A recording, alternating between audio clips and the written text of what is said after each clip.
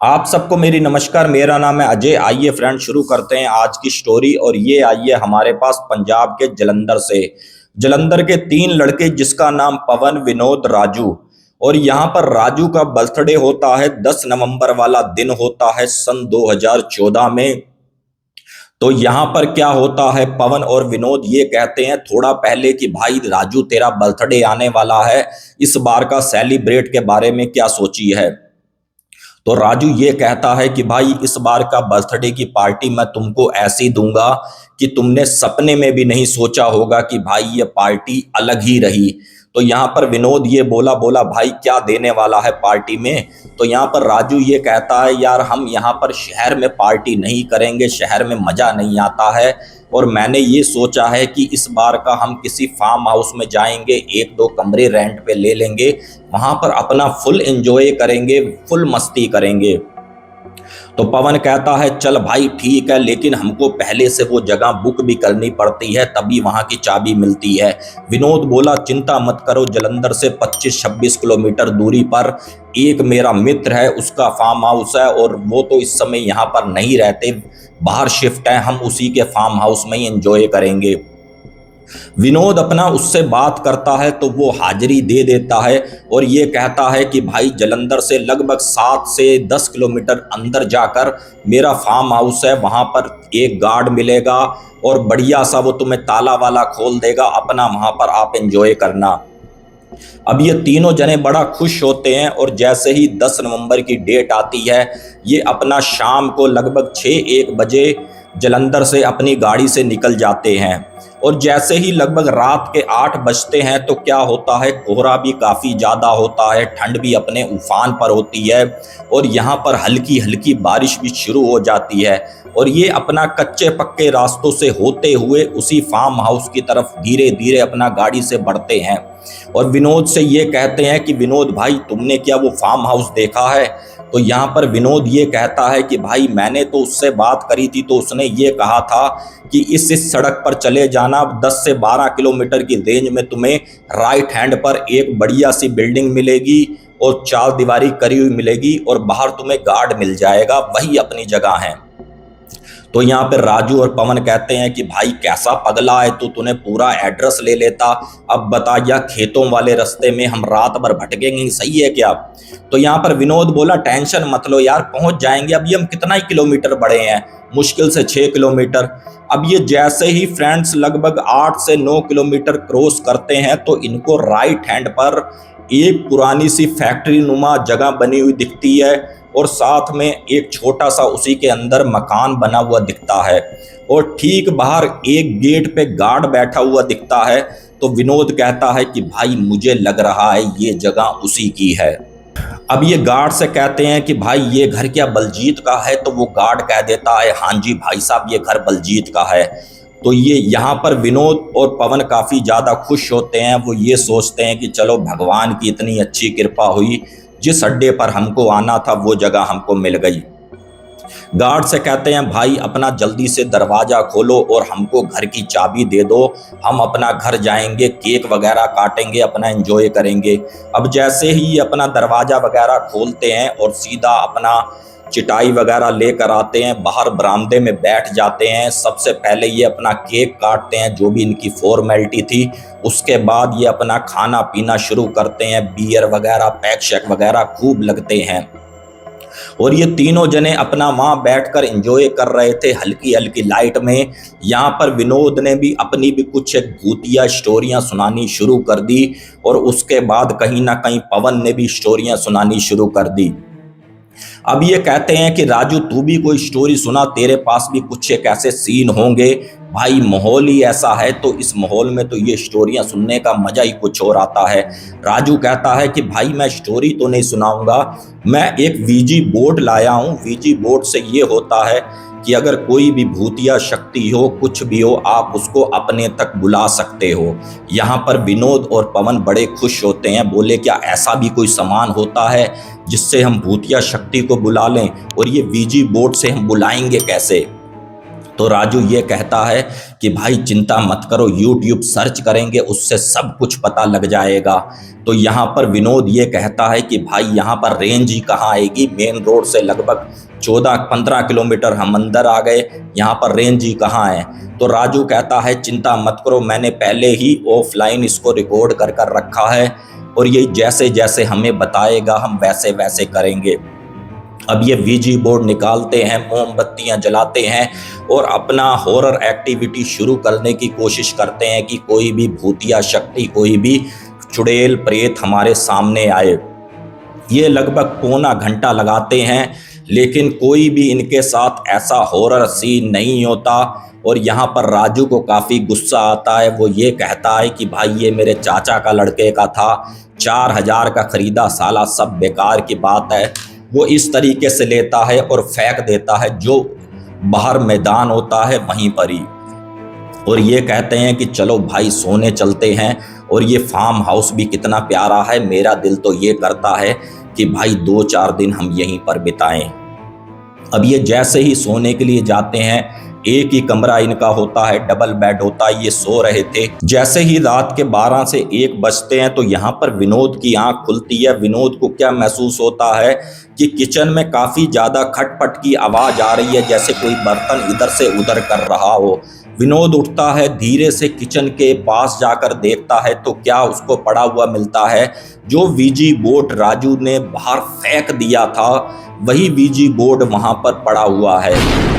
तो यहाँ पर विनोद ये सोचता है कि साला लग रहा है आज हमको बियर काफ़ी ज़्यादा चढ़ गई, जो वीजी बोर्ड राजू ने बाहर फेंका था ये अंदर कैसे आ गया। विनोद क्या करता है, वही वीजी बोर्ड अपना वापस लेकर आता है और बराबर में रख देता है और यहाँ पर सोने की कोशिश करता है। जैसे ही घंटा आधा बीतता है तो राजू को क्या महसूस होता है कि जैसे कोई औरत है और वो हमारे कमरे के अगल बगल चल रही है और काफ़ी ज़्यादा पायलों की, घुंघरुओं की आवाज़ आ रही है। विनोद की यहाँ पर फिर से आंख खुलती है और विनोद क्या देखता है, जो पवन उसके पास सो रहा था इस तरीके से थरथरा रहा है, कांप रहा है। और ये पवन को उठाता है, बोले भाई क्या हो गया। तो यहाँ पर पवन ये कहता है कि भाई मैंने सपना देखा कि जो वीजी बोर्ड राजू ने बाहर फेंका था वो मैंने किचन से उठाकर इधर रखा है और एक औरत के घुंघरुओं की आवाज़ मुझे आई और एक औरत जो काफ़ी ज़्यादा डरावनी थी, उसके चेहरे से यहाँ से खून निकल रहा था, वो मेरे सामने खड़ी हुई है। अब ये बात सुनते ही विनोद भी हिल गया। और क्या हुआ, जो राजू था जो सोया हुआ था, अभी इनकी बात चल रही थी, एकदम से चीख के साथ राजू भी उठता है। तो ये पवन और विनोद कहते हैं भाई तुझे क्या हो गया। बोला यार मैंने यहाँ पर कोई औरत फील करी है, जैसे कोई हमारे सामने खड़ी और काफ़ी ज़्यादा गुस्से से मेरे को देख रही है। अब ये तीनों जने उठकर बेड पे बैठ गए और इन्होंने क्या किया, अपने उस कमरे से बाहर निकले हैं और बरामदे में थोड़ा सा देखा है कि कोई है तो नहीं। तो इनको बरामदे में क्या नजर आया, जो खून से सने हुए पैर थे, दरवाजे तक गए, फिर दरवाजे से वापस आए, उसके बाद इनको कुछ भी सीन नहीं दिखा। और ये इस चीज को देखकर काफी ज्यादा डरे, बोले यार ये क्या हुआ। लेकिन यहाँ पर विनोद था, उसका ये कहना था कि भाई कोई बात नहीं, यहाँ का भाई कोई साफ सफाई वाले होंगे, कोई किसान होंगे, कुछ होंगे, उनके किसी पैरों के निशान होंगे, चलो भाई कोई बात नहीं, सपना था या कुछ ऐसा था, चलो जी सोते हैं। ये जैसे ही सोने की अभी कोशिश कर ही रहे थे, यहाँ पर पवन और राजू को तो नींद आ जाती है। लेकिन विनोद ने इनको समझाया था, लेकिन उसको अंदर ही अंदर कहीं ना कहीं डर लग रहा था।